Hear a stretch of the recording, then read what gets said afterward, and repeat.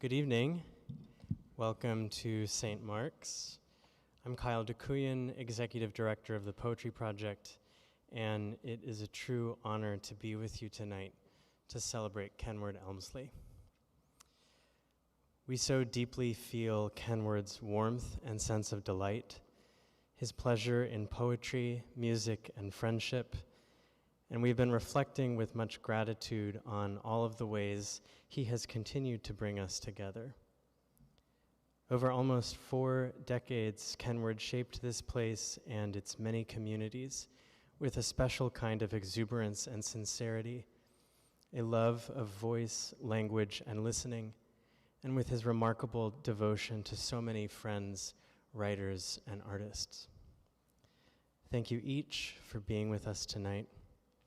Thank you to our readers and speakers and performers, to my colleagues and the volunteers of the Poetry Project for producing this event, to W.C. Bamberger for the chronology which appears in tonight's printed program, and in particular, thank you to Alan Felsenthal, Ron Padgett, and Laura Henriksen, who have really made sure that this celebration could happen with real attention and regard for Kenward's spirit. I will be introducing folks in between readings and remarks, and now it's my great pleasure to begin our evening with an archival video of Kenward performing And I Was There, a duet with Stephen Taylor.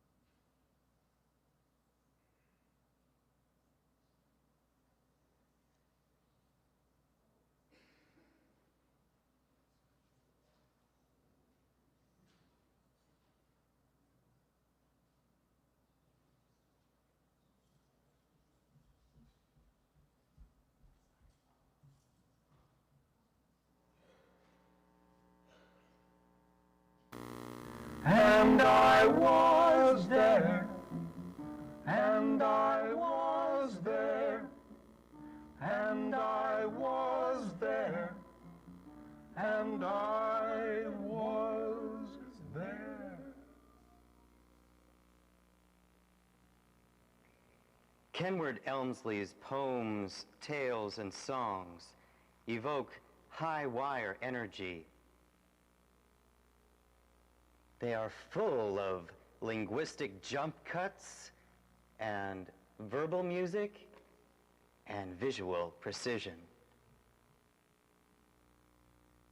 Kenward Elmslie's books include Tropicalism, Bimbo Dirt, Moving Right Along, Sung Sex, and 26 Bars.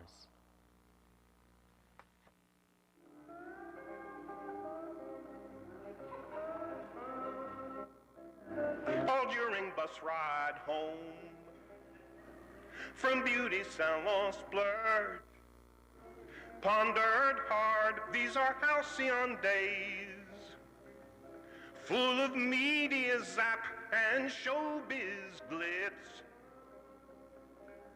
So many new celebrities, super hype celebrities, means more has-beens and fall-aparts with swole-up yucky monster faces in spite of monkey glands and queen bee gloop. So anywho, boo-hoo-hoo, so anywho, boo-hoo-hoo, so anywho, boo-hoo-hoo, so anywho, boo-hoo-hoo, no need to feel left out.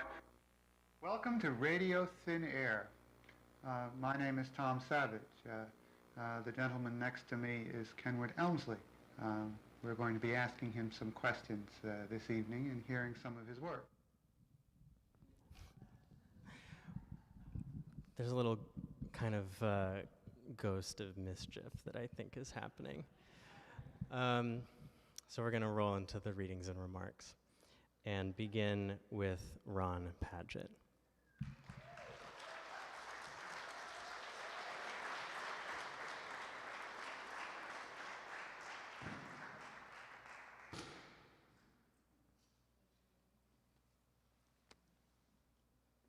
That was the wrong clip, of course.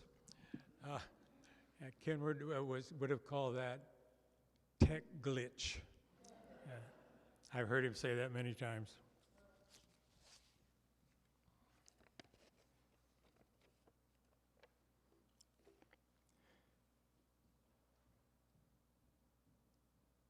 There was no one else like Kenward. On the one hand, he could be wonderfully sociable, throwing marvelous parties for his friends. And on the other hand, he could withdraw into the total solitude of his darkened bedroom for days on a row. By nature, he was fun-loving, with a hearty sense of humor. But if you violated his code of ethics or offended him, the iron door, as he put it, could close, and he would shut you out for years, perhaps forever. Ultimately, he was a deeply private person, sensitive and vulnerable, and therefore self-protective. His naturally radiant charm made him immediately likable, but it could take years or even decades to feel that you knew him, and then you were sure he was fabulous. His family background explains some of his complexity.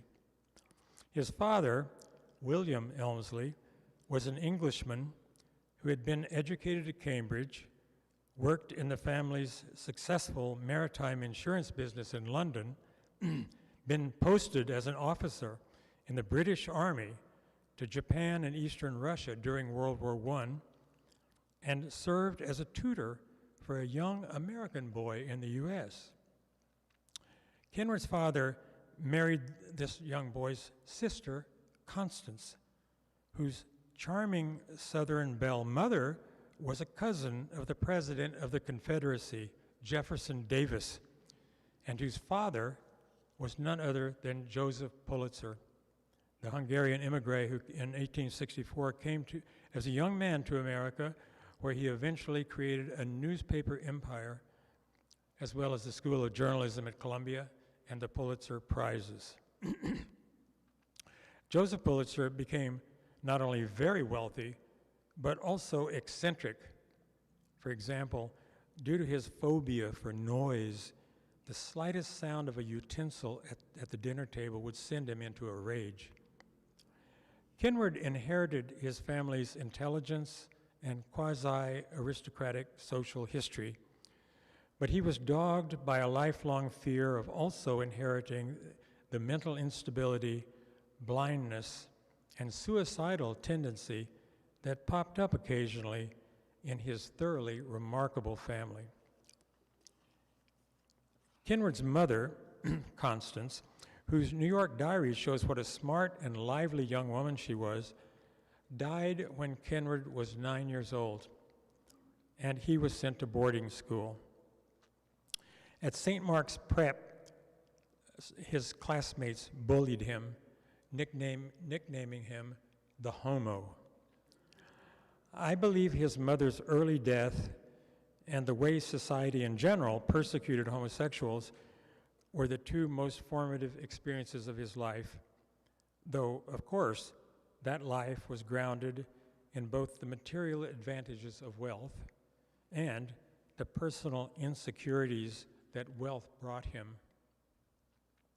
Also crucial was his romantic partnership with John Latouche, the librettist, songwriter, and poet Kenward idolized, and who, in the mid-1950s, when Kenward was in his early 20s, introduced him to a staggering array of New York friends, such as Duke Ellington, Truman Capote, Lena Horne, Virgil Thompson, Gore Vidal, Frank O'Hara, Lottie Lenya, John Ashbery.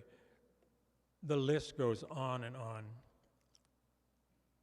I could go on and on as well, for there is so much to say about Kenward's life and work, how incredibly hard he worked at his writing, from his librettos for grand operas and musicals to his poems, from his hallucinatory fiction, zany plays, and dark prose poems to the irresistible wit of his songs, as well as his collaborations with artists such as Joe Brainerd and Donna Dennis. Then there's his selfless work as the sole editor and publisher of Z Press, where he slaved away long hours at making every book come out as perfect as any author could ever wish. Finally, there was his generous financial support over the years for poets in need, always given in the strictest anonymity. In 1962, my head was lit up by his first collection of poems, Pavilions. So, at first opportunity, I took Joe Brainerd and my wife Pat to hear him read. She and I were charmed by his beautiful voice, his impeccable manners toward the audience, and the playful, sophisticated grace of his work. Joe was bowled over by him, but that's another whole story. Suffice it to say that Kenward took Joe into his life and accepted Pat and me as sidekicks, then as friends for 59 years. I find it very hard to accept that he's gone, but it's easy to see how lucky we were to have his work now with so much of his heart, his mind, and his spirit in it, an outpouring of creative genius he gave to all of us.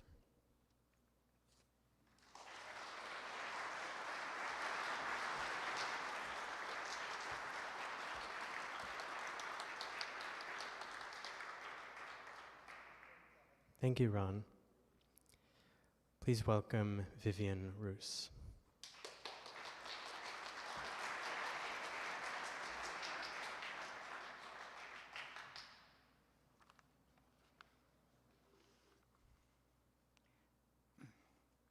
Ron told me to pay attention to this. How to explain who my Uncle Kenward was? He was 15 years older than I and 15 years younger than my mother. Not another kid, but never really a grown-up. He remained outside the categories I relied on to identify people. To my friends, I would just say he was a beatnik. I have a photo of Kenward sitting at the beach surrounded by a few kids and some young women about his age. I'm age 3, am smiling and sitting in his lap. For everything that happened over the years, his affection always seemed to be there for me, was a constant. Even with the smile on his face when I arrived for a visit in 2017. My earliest memory is 1950, when my mother drove our family station wagon to Colorado Springs. Passengers included Kenward, age 20, my 3 brothers, 7, 10, and 11, and me. With this crew stopping for the night and trying to unpack and repack the metal roof rack which held our suitcases and Kenward's typewriter became a kind of sitcom routine, especially trying to tie the tarp with a clothesline in case it rained.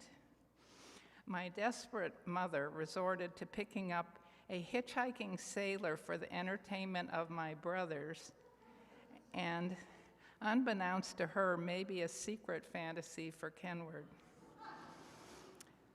Compared to other relatives, Kenward's gifts were infrequent but always memorable. I do believe he felt it was his job to make sure that this tomboy growing up in suburban Cleveland Heights had some concept of glamour. At age 8, he sent me a long necklace of ermine tails and large pearl-like silver orbs, and with it, my first Kenward poem collaged with colored paper. It said, "Dear Vivie, diamonds are a girl's best friend, but the next best thing to send is a neck piece of ermine and silver beads, just what a miss age 5 to 10 needs. After all, tiny tots miss out on lots. So accept this bauble, this trinket, this trifle. It may be an eyesore, but you'll be an eyeful." Now, as you suavely sip a soda, envious moppets will shout, "Get a loada! Her piece, is it a fur piece or is it a necklace? Wow, she's a darling. Zowie, she's reckless." And the city will see your photo for sure in the Sunday rotogravure. Neighborhood mothers will mutter, "Oh, how to utterly utter, loop after loop," and they droop to her knees. My, what glamour, what heavenly grace. It's a wonder she doesn't fall on her face. It may not be mink, it's only ermine. But is ermine less fun to squirm in? Accept this foretaste of the future, dear Miss Weir. I hope it'll suit ya, Uncle Ken. And again, there is a photo of me at Cornelia Street, just turning 21. Beside me is my boyfriend, bespectacled in horn rim glasses, headed for law school. And Kenward has just given me a silver lame mini dress. The life he was living in New York City opened up worlds that were new to me. It was an exciting adventure to visit him in the city, to meet his friends, to go to a party in the village or spend a weekend at Calais, and to see some productions of his musicals and operas, and he was so generous to include me. It was in 1991 that my life and Kenward's became much more entwined. That year, I got a scholarship to the Skowhegan School of Painting and Sculpture, which took me further into my own painting and printmaking, and he became the mentor and muse I was looking for. And Kenward, knowing he was losing Joe, was bereft and looking for support, considering it even from family. During that decade, we spent a lot of time together. It was a defining time in my life, hitting every note on the scale of emotions. I think back often on Kenward's refrain, "I trust the wrong people," which seemed to be playing in the background. It occurred to me it might be genetic. Entering Kenward's orbit changed me and sent me into a much higher and wider view of life. And I'll read from Bare Bones. Kenward writes, "And we discuss our respective deaths, ashes field uphill, ashes scattered, flesh ash, bone ash, one day commingled under white pines, an enclosure Ron called Druidic, and by a white quartz boulder under protective pines, I scatter Joe Brainerd's ashes. Promise kept, closure remembrance. Last summer, I was there and scattered ashes. Closure again. And I want to send a heartfelt thanks to Ron and Padgett for all they have done for Kenward over the years. And I realize that Joe Brainerd brought Kenward a family.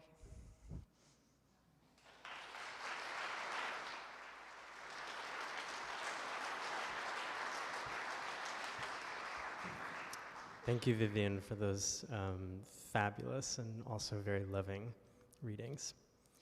Next, we have a performance from Leanne Brown.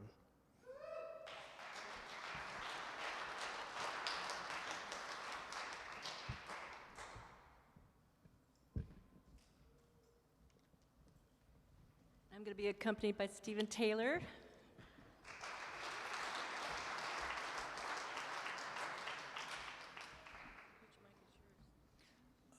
We'll sing. We could share. Should we share a vocal mic? Thank you. Go ahead. See, I met Kenward when I moved to New York after college, 1987.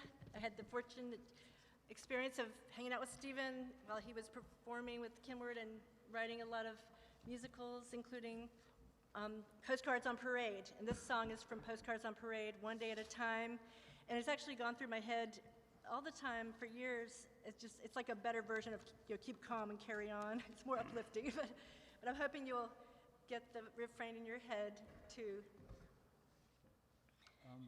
To be a musician and collaborate with Kenward was just wonderful. Musical theater was not my métier, but we found ourselves writing a musical, and it began as a musical about a postcard convention, various characters, postcard dealers, and partway through the process of writing it, there became a line in the plot that had to do with HIV/AIDS, frankly, is what happened. And I perhaps should write more about that, but I wasn't expecting that. And so he started to send me song lyrics that seemed to be going in that direction. So this is one of those. Thank you. This is yours, right, Annie?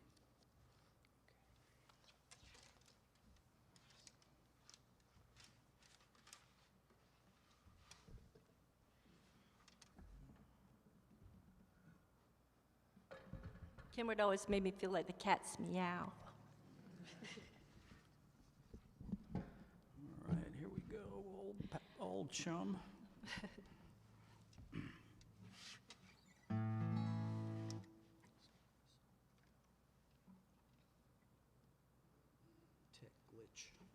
Tech glitch.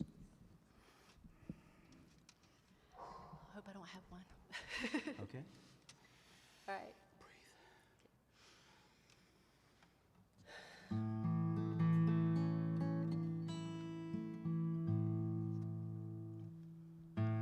So you've never run for mayor, bed hopped like Henry Miller, been a courtly dragon slayer or a hyper giant killer. My greed, chill it easy, low key, also bright and breezy. One day at a time, take life in. One day at a time, too bland, so ho-hum. Trust me, dear old chum. Dawn stays sweet, one day at a time. Nights replete, one day at a time.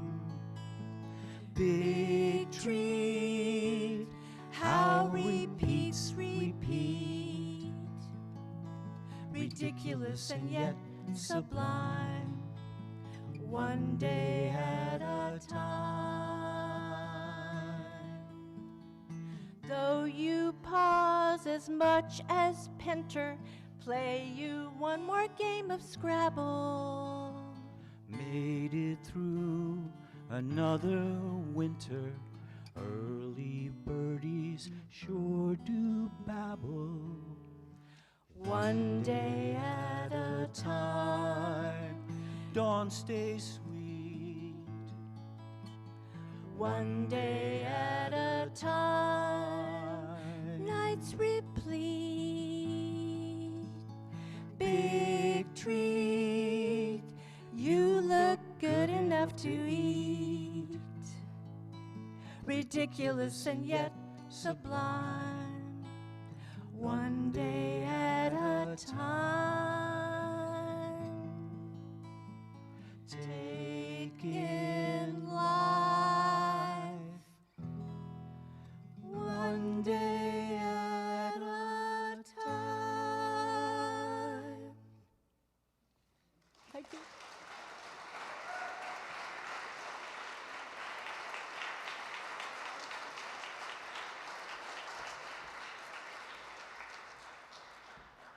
Thank you both. Thank you, Leanne. Thank you, Stephen. I'm also very happy to share that there's a really beautiful, special archival recording from the Library of Congress of Stephen and Kenward performing from Postcards on Parade together at the project in the late 80s, I think. Please join me now in welcoming John Godfrey.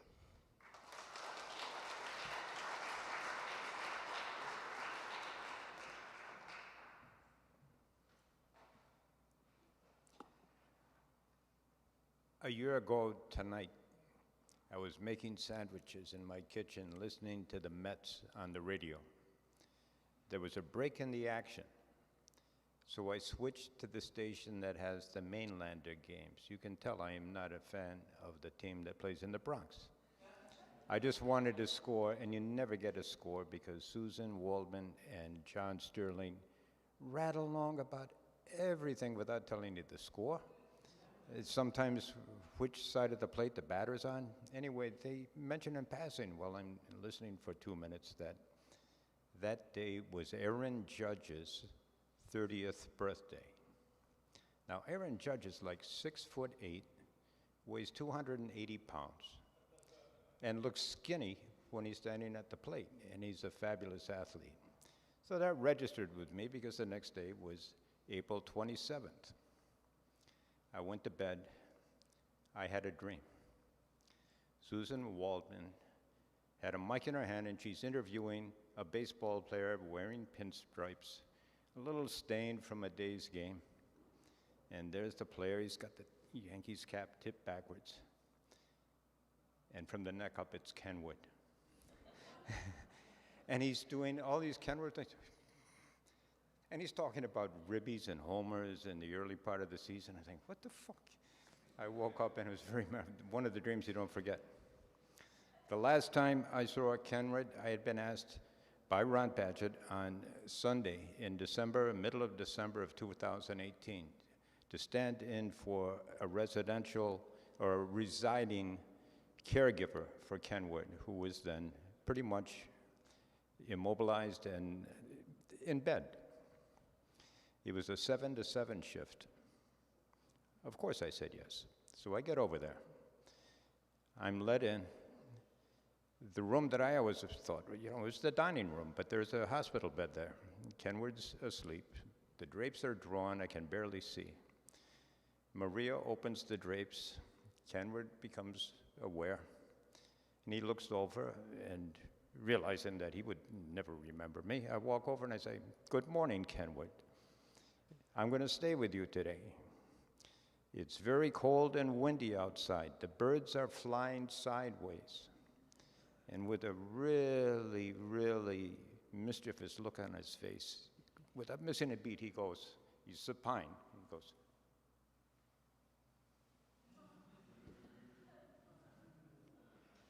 and then he had this very proud look on his face. when he was awakened, there was a routine. He said, "Who are you?" "Kenward Gray Elmslie." "When were you born?" "April 27th, 1929. And that's the last I heard for 11 hours. But he was very alert. I stuck around, and I talked with Charlie. Hearing voices that he could vaguely place kept Kenward alert for 11, 12 hours. And I was told on my way out by Charlie, he always sleeps in the afternoon, but he stayed awake, just having some kind of input. I'm going to read two poems that are a little out of the way because I'm a writer, and I look at a poem, and I like to see things that Kenward did. I'm going to read a poem called First Frost. This is from Circus Nerves. Both of these books were published in 1971. The poem has a very contemporary surface quality. It moves from observation to interior life. There are a little splash of self-conscious contemporary writing. And in the second to last line, there is a parenthetical phrase that's kind of mysterious. I'm just going to go like this when the parentheses open, and like this when the parentheses closed. Inside the parentheses are three words. The last word is separated from the prior two by a colon. Go figure. The poem is a poem somewhat like a poem of grief. The surface is very firm, and the depth is there. Very often, Kenward was writing for performers, and he could put all of his emotional things into a different character, maybe, from who he actually was. But this is a real poem. First Frost. Walk up to sunset pasture, autumn wonderland of milkweed floss, it spewing out frozen. In mid-free fall, much as that summer stopped, fragments and remnants. Return to New York, scared I'd wake up in DOA City. Holocaust, no Frank O'Hara. Audible chasm, no Frank O'Hara. Snatches of his voice in certain intonations, blotting out process. No red leaves left. Ritual, wrap him in a rug, best dance we ever danced. Song, on dial-up poem, life 2/3 over. Grass, floss, frozen, before I heard Frank sing. Same year, this is a poem that has all of his personal qualities, and it will stand up against any of the really classic New York School poems that would have been written before the mid-60s. It's a very elegant and very deep and very personal poem. The Verandas. Discern in the smoky garden, funeral after funeral, huge moth parades wind around window screens. Best ignore the smell of the transient statues and the live ones waiting to be scooped up into the clouds. The terrace people are dizzied by extraordinary volcano displays. They compare claw marks up and down their bellies. The descent from cement city to sea city has been accomplished by the fix-it apparatus. When we join them, we will show them trophies of old smoke, shaped like them, replicas of a menaced band. And at midnight, we say, happy birthday, Kenward, at midnight. Thank you.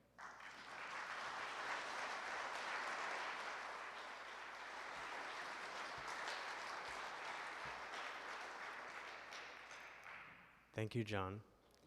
And now we'll have a reading from one of the Poetry Project's recent Emerge Surface B Fellows, Cindy Tran.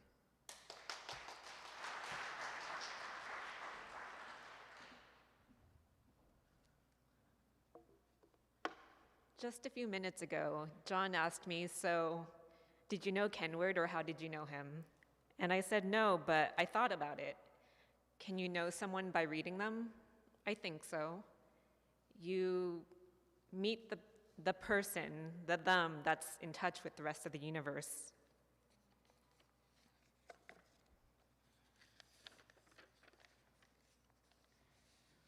It's easy to forget how to play. The spirit of Kenward's is wordplay, soundplay, and meaning play. In my writing life, I sometimes forget that even serious poems need to get up and jump into the air to see what happens. The Orchid Stories makes me ask the question, what will we do given the margins of a page, the margins of our days and lives? Kenward fills the pages with stories, poems, lists, exclamations, and extra large font, sometimes blurring the lines between these categories. For me, it is a reminder to not take any of our categories too seriously. What is important is to let pleasure lead the way. I'd like to read Hiatus, Orchid Ode.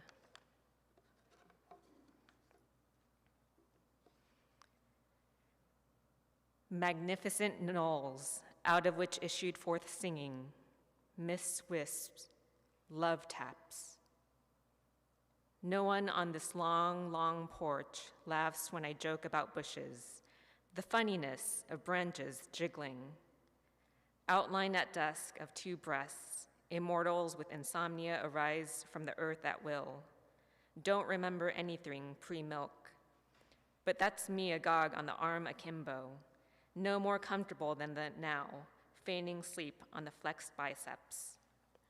Breather, a violet sky. No, a violent sky with bruises.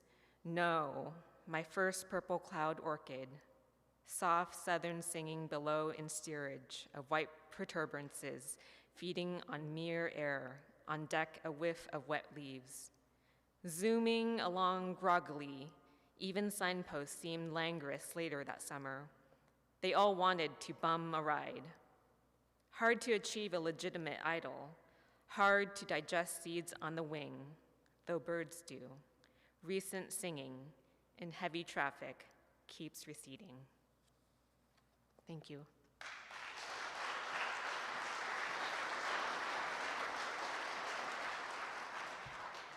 Thank you, Cindy. And now, please welcome Donna Dennis.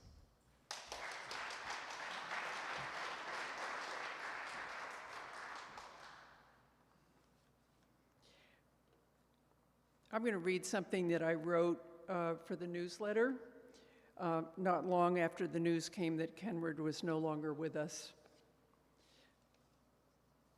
I believe I met Kenward at a party I crashed at his house. Not the house on Greenwich Avenue, but another in the village he lived in before moving to Greenwich Avenue. I was new to New York and new to the St. Mark's poetry scene. Ted Berrigan told Martha Diamond and me that there was a party at someone named Kenward's house and that Kenward wanted more girls there. So we went. Later on Greenwich Avenue, I was an invited guest with Ted for dinner with Kenward and Joe. It was spring, and Kenward served salmon steaks, new potatoes, and asparagus. It was from Kenward that I learned that the best way to eat asparagus was with one's fingers. It was apparently acceptable table manners, too. I was astonished, but why not? If this warm, gracious, elegant man could do it, I could too. In the early 1980s, Kenward invited me to collaborate. A wonderful, open-ended invitation. What form would our collaboration take? Not long after, at a New Year's Eve party at Michael Lally's, I was telling Kenward about a recent Friday night when my boyfriend and I had walked from Midtown down 8th Avenue, and with the idea of celebrating the diversity of the city, had gone into every bar representing a different culture we came across. By the time we got to the village, we were quite inebriated. Kenward loved the story, and thinking of our incipient collaboration, declared with glee, "That's it. We'll do a pub crawl from A to Z."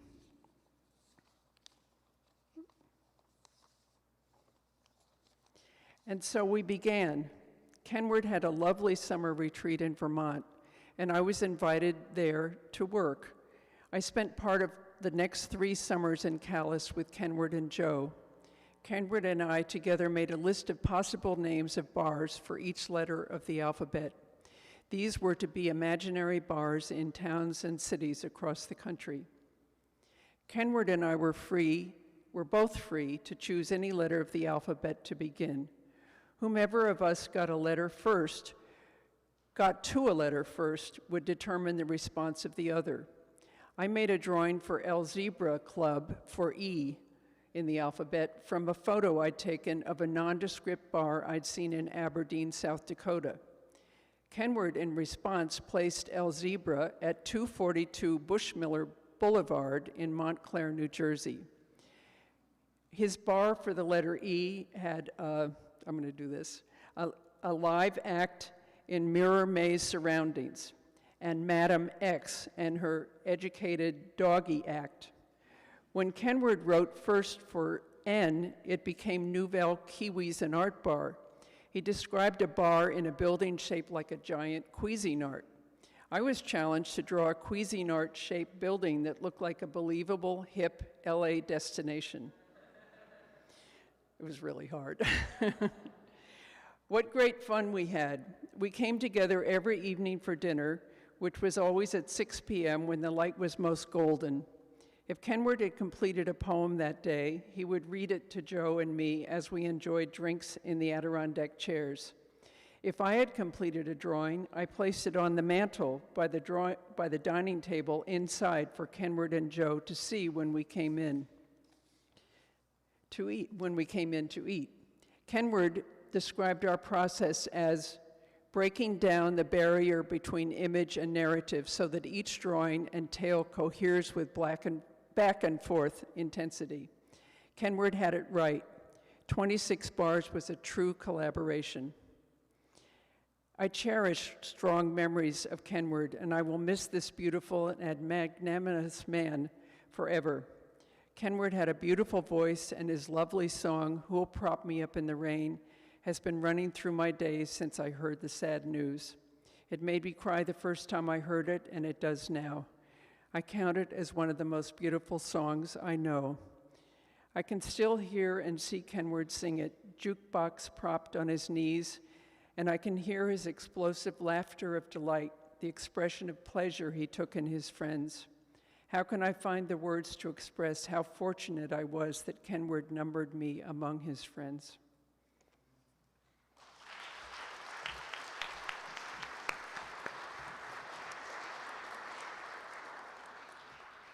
Thank you, Donna. And thank you to everyone who contributed to this really beautiful portfolio of remembrances in the newsletter. Please join me now in welcoming back Stephen Taylor.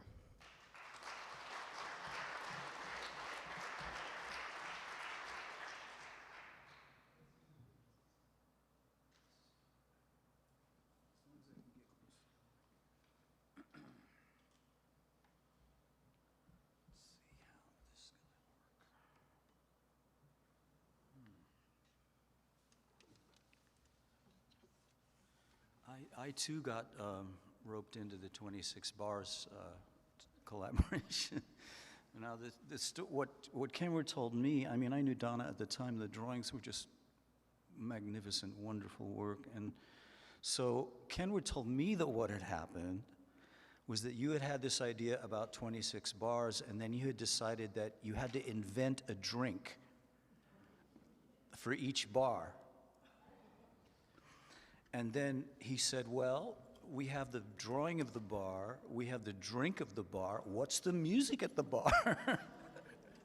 So we made a cassette tape of 26 bars with Kenward doing the poems and the music, and it was just the wildest thing. I brought in collaborators that I'd been working with in the underground rock scene who were incredibly Mark Kramer, namely, a wonderful, wonderful musician and producer.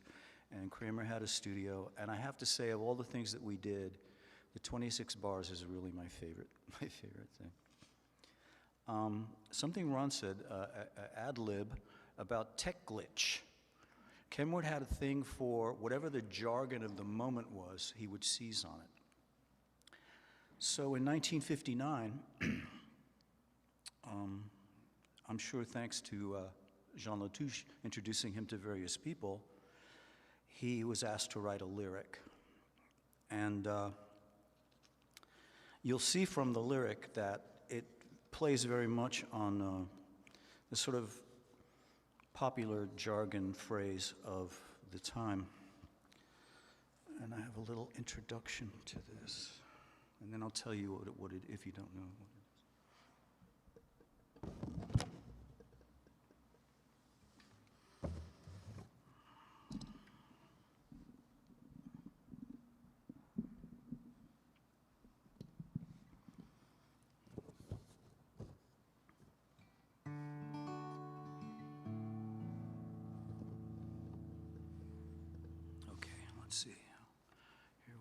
So I remember some 50 years ago, the appliance store on Main Street in my town sold sheet music.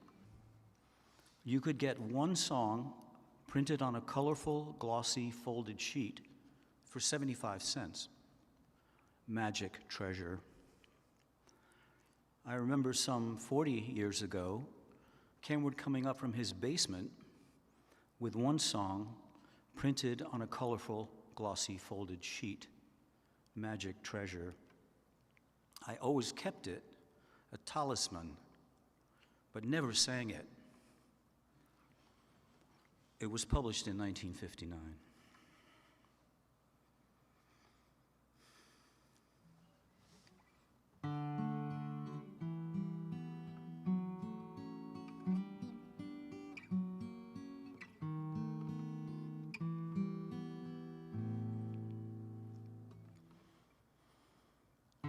Love-wise, you're perfect. Touch-wise, you thrill me. Tender longings fill me every time I take your hand. Face-wise, attractive. Smile-wise, appealing. This contented feeling isn't hard to understand. Your sheer delight and much too nice to break up with. But should we fight, you'd be such fun to make up with. Dream-wise, so haunting. Heart-wise, so giving.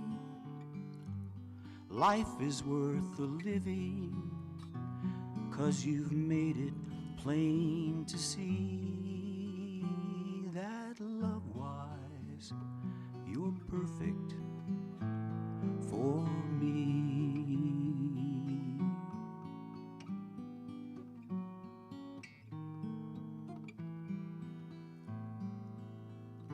Love-wise, you're perfect.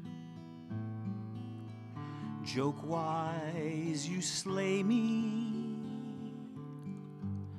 Who on earth could blame me if I can't resist your smile? Face-wise, attractive. Heart-wise, you warm me. You could never bore me, for you're far too versatile. Your sheer delight and much too nice. I'm sorry, I don't want to blow that. You'd be so nice to wake up with, and should we fight, you'd be such fun to make up with. Team-wise we're suited. Dream-wise you haunt me. We could be so happy, even on a desert isle. For love-wise, I'd give you first prize.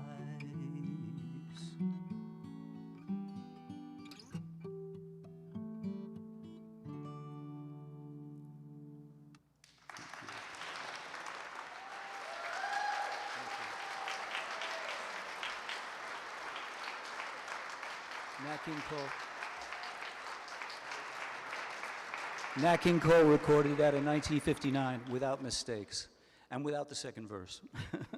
Thank you.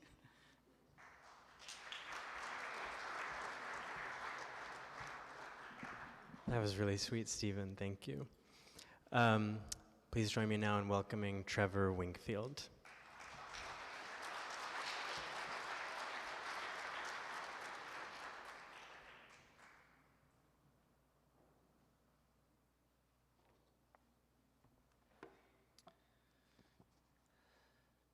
If it hadn't been for Kenward, I wouldn't be here tonight.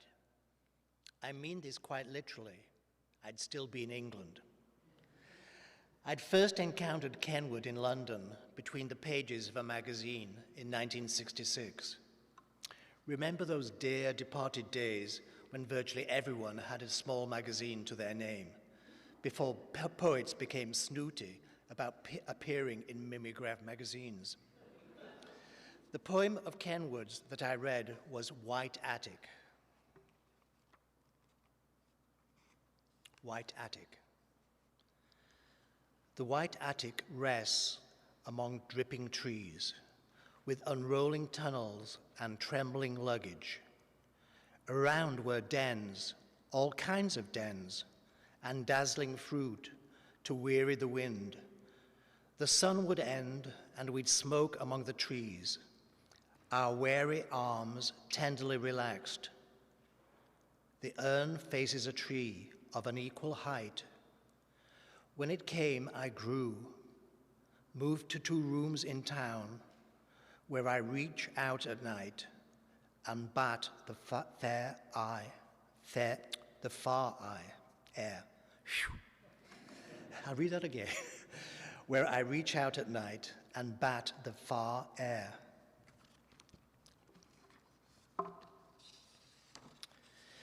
As a painter, which I was at the time and still am, what I liked about it was it didn't tell me what to think. It allowed me to think for myself, to make up my own story from the images it presented, a quality Kenward's poetry had in common with John Ashbery's. I'll admit, nonetheless, that Kenward's poetry is an acquired taste, but then so is William Shakespeare. It really defies classifications. In other words, it can never be absorbed by the Academy. One of my friends, who was not a fan of Kenward's poetry, once dismissed it as a heap of plastic toys melted together, a seemingly repulsive interpretation, which nonetheless triggered my painterly imagination to produce several paintings based on that mistaken idea. My first real meeting with Kenward took place 3 years later, after I'd met him on the page. In the spring of 1969, Kenward visited London, and since he stayed at the Ritz Hotel in Piccadilly, overlooking Green Park, I knew there was something very unusual about him. Both a poet and rich, I'd never encountered such a strange being. At our second evening, he bought me dinner. At the age of 24, this was the first time anyone, apart from my parents, had bought me a meal. Sounds tragic, doesn't it? But generosity apart, and Kenward was generous to many people, what appealed to me was Kenward's great sense of humor. He always seemed to be on the verge of laughing. By the time I met Kenward, I was getting thoroughly tired of England, and London in particular, and its general indifference to John Ashbery, Walter de Maria, John Wheelwright, and indeed Kenward, and many other American luminaries that I was promoting in the little magazine I was editing at the time. So later that year, in the summer of 1969, I wrote to Kenward to ask if he knew of any part-time jobs going in the States, and of course he didn't. But a few weeks later, I received a check from the Poets Foundation, which unbeknownst to me was financed by Kenward. As a result, I moved to New York in October 1969, and it was at Kenward's house on Greenwich Avenue that I first stayed as a guest. Yet another example of his generosity, a generosity, an openness of personality, which made Kenward so well liked. Years later, I remember being at a dinner party with several people, and the subject turned to poets. We were discussing one particular poet who remained unnamed, a poet well known for not associating with anyone who could not further his career. A gloomy atmosphere ensued. Then someone mentioned they'd seen Kenward in the street. "Ah, Kenward, Kenward!" And everybody brightened up and began talking about how excited they were, looking forward to having a dinner at Kenward's later that weekend. If Kenward's first important influence on my life was the fact that he was responsible for bringing me to the States in 1969, the second was his prompting me to become a full-time painter in 1975. During the summer of that year, I visited Kenward at his house in Calais, appropriately called Poets' Corner. One afternoon, Kenward and I went for a drive, during which Kenward grilled me on what I had been doing. I basically confessed that I'd been doing a bit of this and a bit of that, a bit of painting, eking out a few prose pieces and a couple of drawings, but nothing important. Kenward slowed down the car as we were going over the brow of a hill, looked at 31-year-old me and said, "You know, Trevor, time is no longer on your side." Like a thunderbolt. And then we continued driving home. It was the kind of casual remark we all make at some point and then forget. But for me, it was a nerve. It hit a nerve. Within 6 months, I had quit my dilettante existence and begun to paint full-time. 9 months later, I had my first solo show, and the rest, thanks to Kenward, is history. Thank you.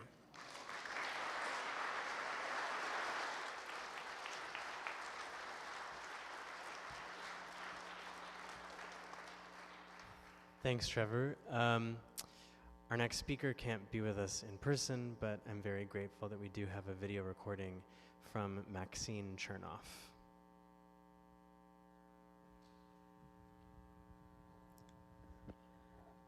As a young poet, I had always adored the work of Kenward Elmslie.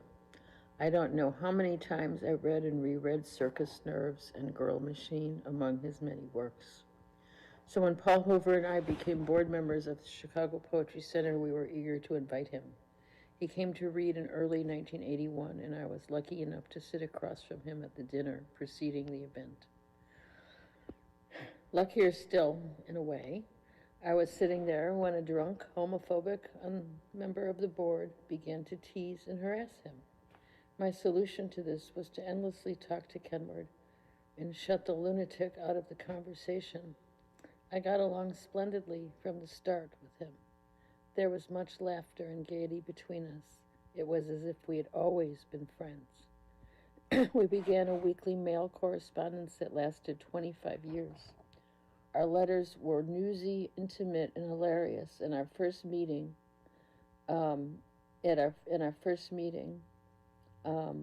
led to an invitation to visit his beautiful summer home in Calais, Vermont. We drove from Chicago with our 6-year-old daughter and marveled at the beauty of his gray house with the orange shutters, his pond, the cottage by the little pond where we stayed, and all the beautiful furniture and Joe Brainerd paintings on his walls. And then there was Joe, who was initially shy with us, but very warm with our daughter, who quickly developed a huge crush. Days were spent at the pond where Joe in his black trunks and lots of suntan oil would work on his wonderful tan, and the Padgetts and their dog would often visit us too. One afternoon there was a snake in the garden which terrified our daughter and increased Joe's hero status in her eyes when he kindly moved it to another location. Dinners were Kenward's daily offering. He'd write until late afternoon. The most memorable was a 4th of July banquet with whole giant lobsters and fresh peas from his garden, floating in butter. After dinner, there was a hilarious game they called Shit on Your Neighbor, where several times in the game you would dump all your cards on the person next to you. As we played this, we drank lots of Jägermeister. We were quite drunk and sick, me, by the end of the evening. Our week there was glorious. I was in love with the place and Kenward's collection of blue bottles. Solo visits with Kenward in New York followed, where I stayed in an austere beautiful bedroom in his tall, skinny brownstone in Greenwich Village. The most memorable of these visits was one where I was reading with David Levitt at the Poetry Project. I was writing fiction then. Kenward was working on collaborations with artists along with Joe. Artist Kentiza was at dinner. Kenward made a delicious meal, including the best soup I ever ate, cream of artichoke, and Joe brought me a gardenia. There were more visits of Kenward to Chicago, one which had a cabaret feel. Kenward had begun performing his poem song Sneaky Pete, Tango Bang Bang Beautiful, Who'll Prop Me Up in the Rain, and Air. The large audience was ecstatic. Once he flew us to Columbus, Ohio for the world premiere of Chekhov's Three Sisters. We met at Emcee.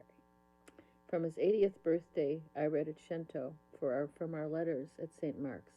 Kenward was in good spirits but needed a wheelchair, which Ned Rorem inquired about. Why the wheelchair? Because I can't walk well. Another wonderful surprise in our relationship were the frequent vintage postcards sent randomly and always on my birthday, a barrage signed with funny aliases, including Richard Nixon and Tarzan. The postcard images were pertinent to the names. The last time I saw Kenward was in Vermont in 2013. His memory was impaired by then, but he knew me and the other visitors and told us fantastic stories involving a fox under his chair in winter and ladies from town who drowned working on his garden. I imagine he didn't appreciate them taking over his job. I will so miss this wonderful man and beautiful writer of operas, songs, one sung by Nat King Cole called Lovewise, and acrobatic, totally original and surprising poems. He could be a bit testy, as we all are, but mostly he was a kind, generous, holy, wonderful friend whom I loved dearly. As our tribe says, he was a mensch and my best friend for 40 years. Thank you.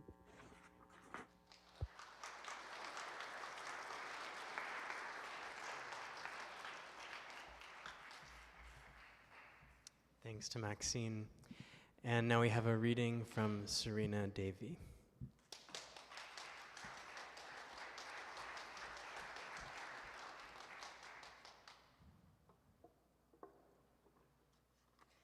It's an honor and a pleasure to be reading just a small part of the section Moon Canal Morning from the Orchid Stories, and this book is just an incredible trip, to say the least, and it's a testament to just a brilliant and special and singular mind, and experiencing it on the page is just such a special experience, and no introduction that I could give or reading could really capture that, but I hope that this is at least just a snapshot of that experience. On the screen-a-phone. Another continent. Mummers Memorial Info Surround Environment Junction, specializing in any available info relationships between air, weather, orchids, traffic cubes, explorers, family ties, simultaneity nightmares, sex garb, and breath pulse. So much static. Weavy red lines. Dyed hair tossing? My function is to keep a record of incoming and outgoing info surrounds, how everyone's research is progressing, and to keep a sharp lookout for misinfo, you know, sabotage, all of which makes it so thrilling. What a challenge being an effective clearinghouse regulator, huh? Yesterday, I decided to put the Mummers info surround on the map. So many requests to overloaded environment junctions could be directed my way, thereby avoiding inadvertent chaos. To be honest, whole days go by without one outside feeler. Today, I found out my three-pronged plan has been rejected. First prong, subliminal photo clusters on traffic cube info surrounds, ones near urban retirement and death sectors, showing environment comptrollers gathered in our main sensory digest area. One feeds another a grape, and before you know it, his hand is exploring the mouth. Nothing fetid, but you sense there's considerable rapport between them. And in the background, which consists of a blue sky, you see the slogan I thought up by myself being pulled by a dirigible, a banner. Wander through the sky rid of inventions, China wisdom, wealth, and older diseases, free of the law of creation. Abandon nature. This message is thanks to the Mummers Memorial Info Surround Environment Junction of Sunshine, Texas. Yours, Diana Vienna. Weavy red lines. More static. Cucumber-shaped face. Second prong. Same slogan on all factory roofs for at least 3 minutes at dusk when the environment comptrollers are headed home in their hydroplanes. Weary, but suggestible. Hard to believe. Right there on the viewer, just about my main ecstasy source, in human form, Diana Vienna. Thank you.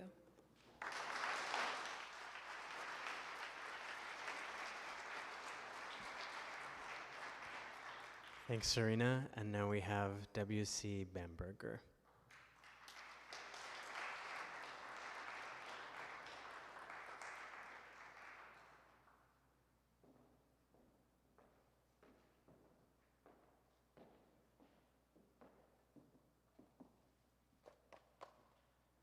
I won't pretend to be humble. I lobbied to be included here by giving Ron a nudge, nudge, nudge several months ago.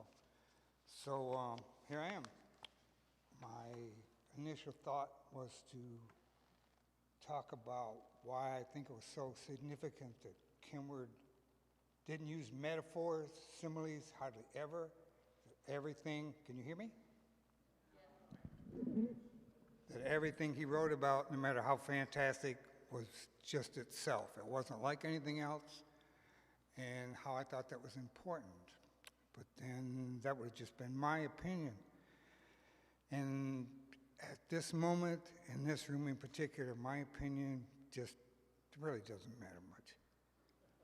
What matters more is the opinion of anybody here who's younger than me, anybody here who's just beginning to learn about Kenward, anybody who's here just because they came with somebody who was cute, my cousin Cheryl, and you people who are ignoring me and flicking your phones even.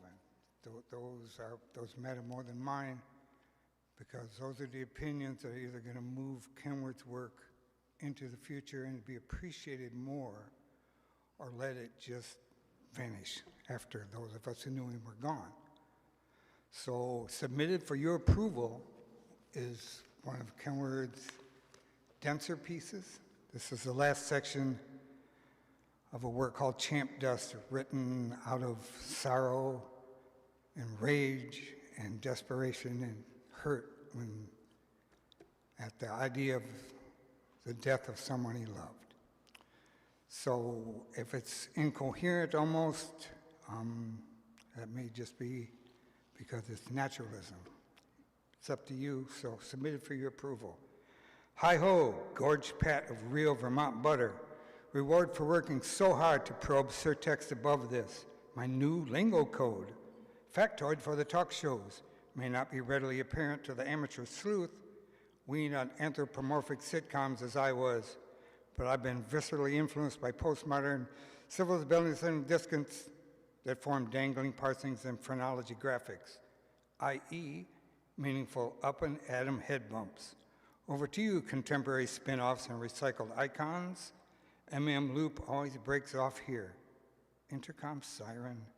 Fortunately, before I need to incarcerate the lovely feminist verb subsume, purged of raillery. Scared of release gong, fearing some verdict, social shift, right disguised as left, that will render my surtext too small print for eyes accustomed to sky slogan in mufti.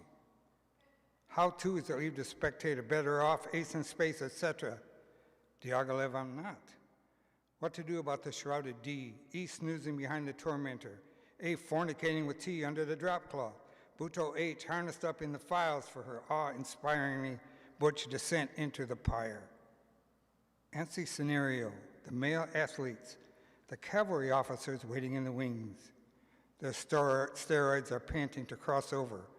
White-collar, suburban, discretionary income to fuck over good. They hate Einstein in the botched hut slowness.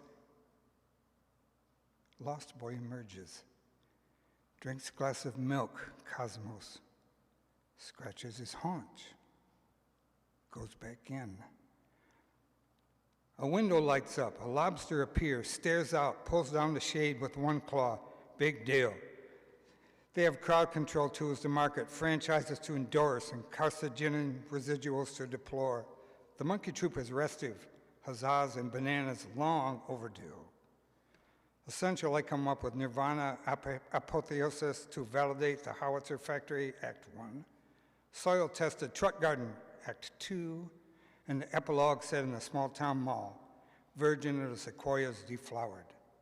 Then, the fancy dress free-for-all, President's Day fertility rite to herald the end of cabin fever fire sales. I promised Mr. Squeegee, the little doll people, to be back in the circus by midnight, circuitry intact. How can I keep funding this legion of top-drawer spin doctors working overtime? The pilot project shaped by consumer research, true, might make my half-daddy rantings viable. I think that's the right word. Conjoined to venue, name magic, and accessible shelf life, not in any particular order. Rewrites have plumb wore me out. Yesterday I came up with, says infomercial ghost, as MM's exit line, as she swan dives off the gorilla's furrowed brow into the arms of urinal sailor. Genre shifts here. Paycheck pissed away. Blonde, cute butt, hot for nookie, cunt mouth nookie. How to spirit MM into the men's James Dean type. Room disguised as a sissy boy for the blowjob. Cut the tidal wave versus Moses screaming for help. Montgomery Clift. Eyes gaga, end of all the paltry advances we hold so dear, nuance accretions. If and when coupled through decades of TV snacks, syntax of shaggy dog stories with punchlines now consigned to oblivion. Genre shifts here. Special effects. Wiped out. Alien blobs squirm through mudflats. Evolution reversal. Back to amoebic platitudes. Shoveling in raw polywogs and condom flotsam. Holocaust spinning out of control. Oh, and how the dough went out of fashion as falling through the cracks came in. Anemic gratitude. Cracks now deep sea abysses of tectonic violence with tangled tentacles that rest on the ocean floor. My heart goes out to all flim-flam buffs, me included, yearning for deliverance so seamless it must seem of ageless timelessness. Names changed out of dread of litigious living. Work in progress, remember? This morning treatment looked fine. Outfielder stares at the ball, so fixated he doesn't even hear his teammates. His fans in the stands screaming in anguish at his weirdo conduct. So entranced he doesn't crane to see MM still fondling her jewelry in a rose-hued cloud. Dusk now, a cloud turning flesh purple, walloped and bruised flesh purple, as she sings exit line to Lost Boy, wherever he is. Enjoy your night.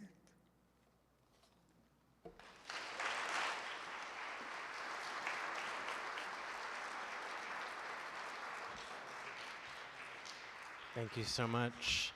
And now join me in welcoming Anne Waldman.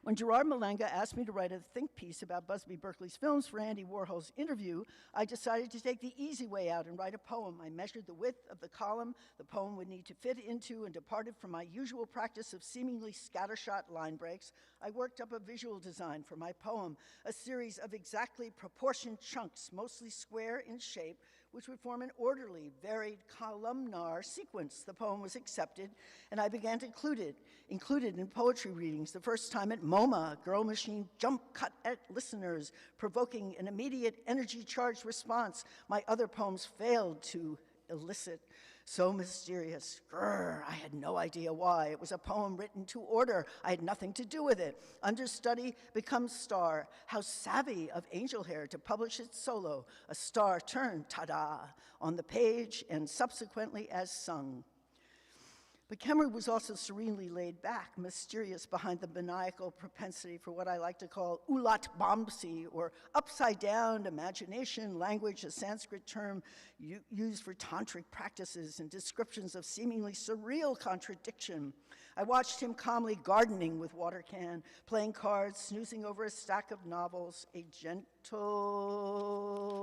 body for one of his size, both elegant, awkward, always endearing, sophisticated insouciance. I still hear his voice, eyes wide and theatrically rolling. Amusement, amusement, Girl Machine. He was also up to date with catastrophes as well. Good civilian, empathetic, suffering of friends with AIDS, very attentive, stayed abreast of the Vermont doings, a citizen of Poets' Corner.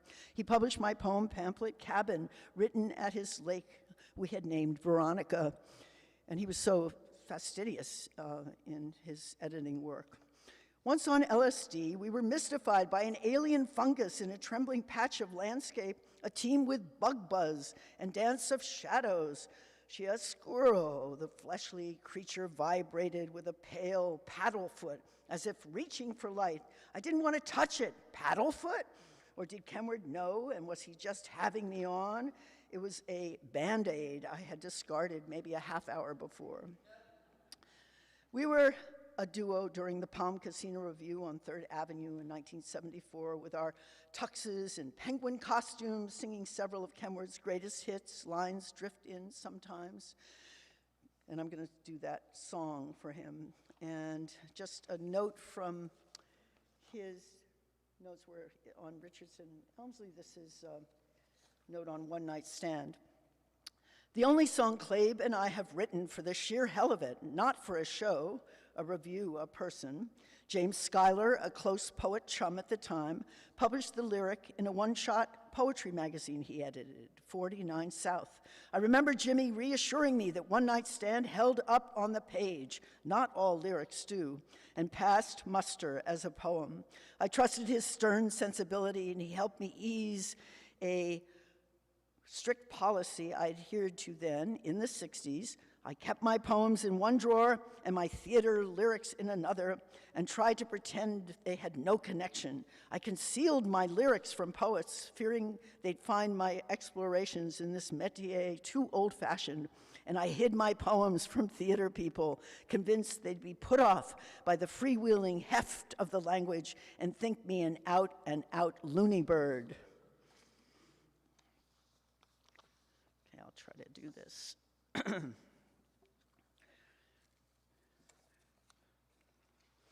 it was a lot of fun, the Palm Casino Review. We'd always get there a little bit early.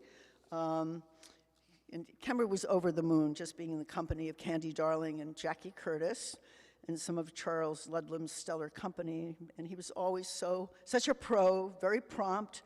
We would wait our turn patiently in the wings, sort of adoring what everybody else was doing. And we had carefully put on our makeup together, and I remember dark blue eyeshadow. One Night Stand.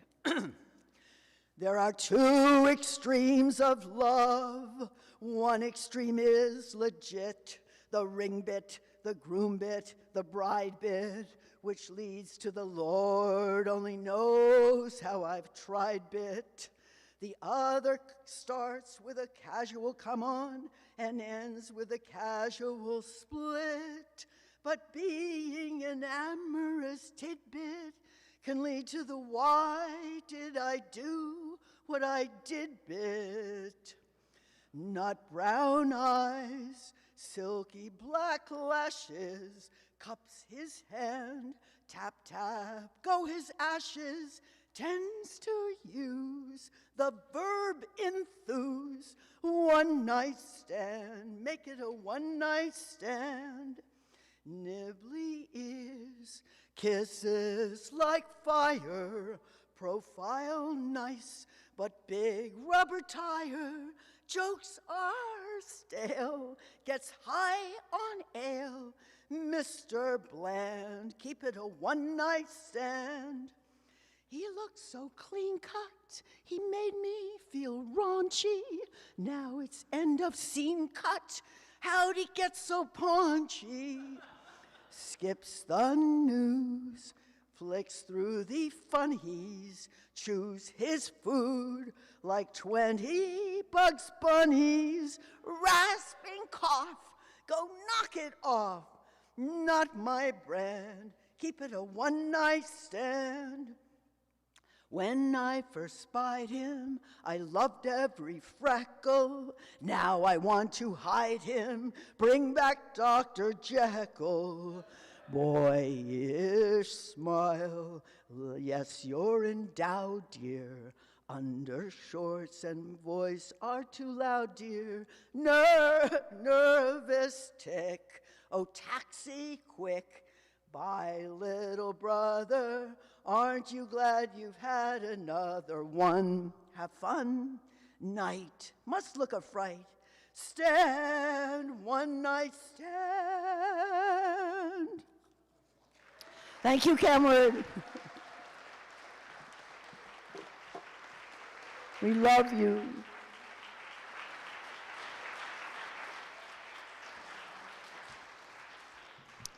Thank you, Anne. Before I introduce our last speaker, I just want to say thank you again to everyone who's read and sang and remembered and celebrated Kenward.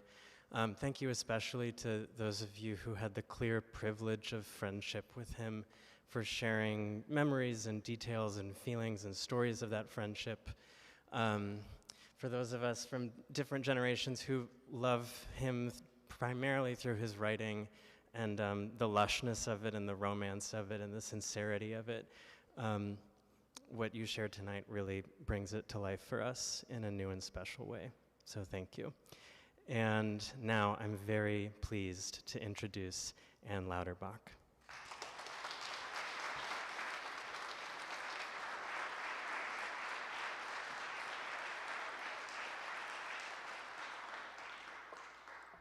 Why do I feel like a postscript? All my life I've thought, let me never have to follow Anne Waldman.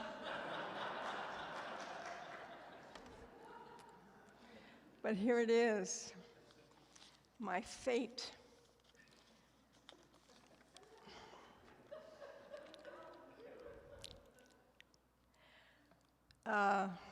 So interesting. I sort of think of Ron and Anne as the great parental figures, even though we're exactly the same age.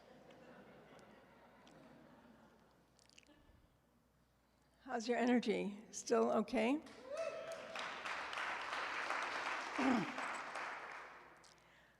So I sometimes make a thought experiment. What would my life have been like if I had never met Kenward Elmslie? It's a little like wondering what a boat would be like without a rudder, drifty, uncertain, never quite able to find its course. The reasons for this sense are somewhat obscure to me now. Something about his unflinching steadiness, something about reciprocity. And then I think also that Kenward was the most complexly layered person I have ever known. And so words are going to necessarily falter and abbreviate in their effort to capture or conjure. I can say that he had a profound need for and understanding of friendship, the need and the understanding resulting in a capacity for vivid encounters and astute response.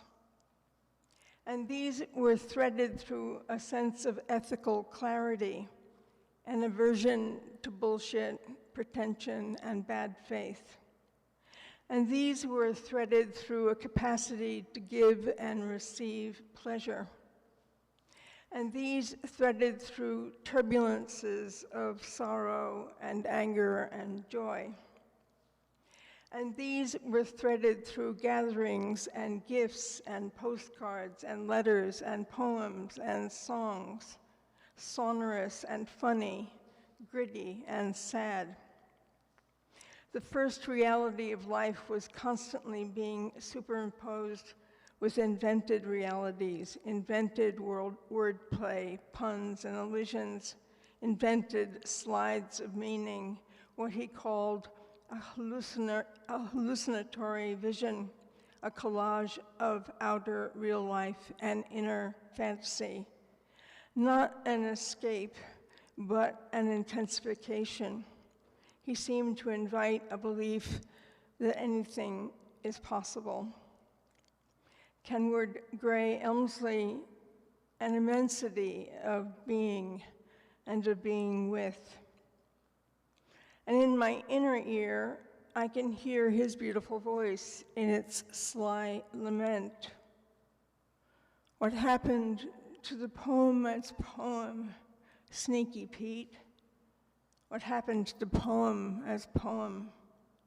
Back where the poem as poem has gone, it's dangling from a black hole in a golden oldie time warp.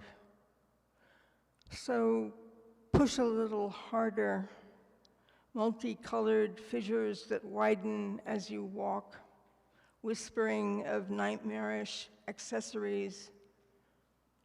What happened to the poem as poem? Thanks.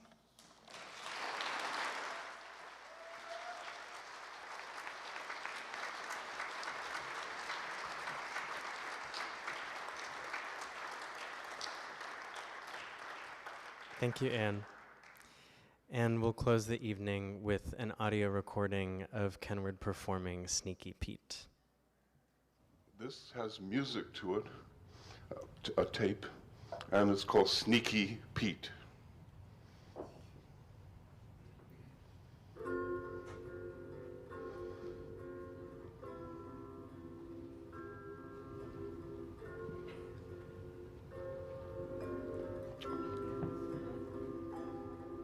What's happened to the poem as poem, Sneaky Pete?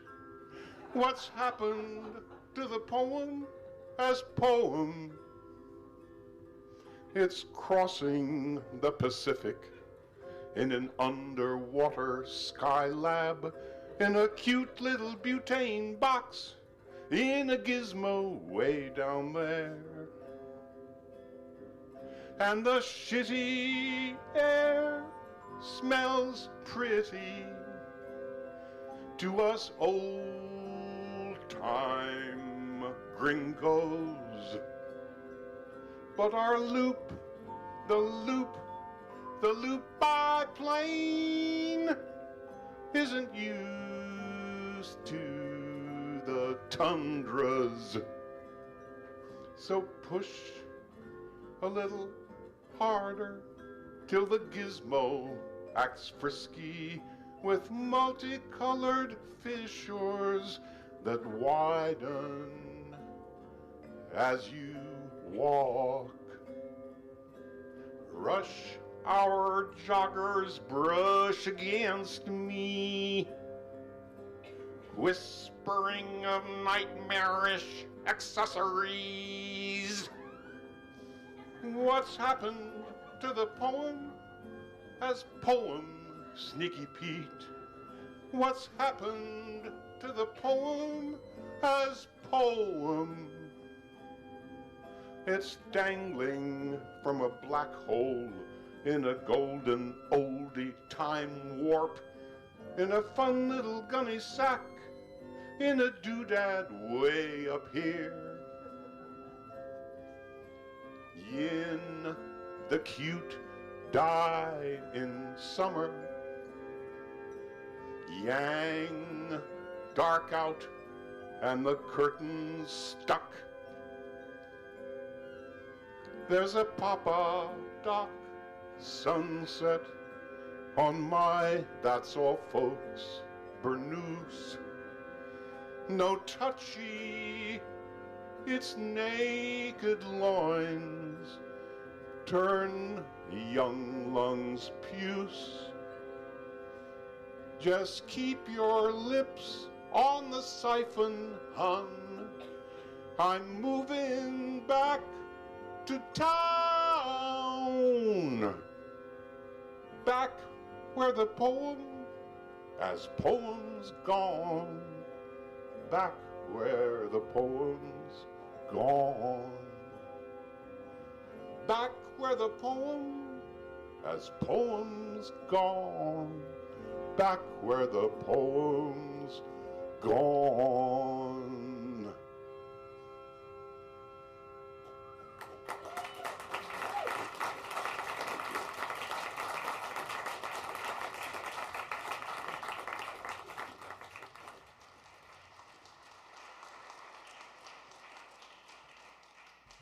Thanks very much, everyone. We have books and records available still in the parish hall, I think.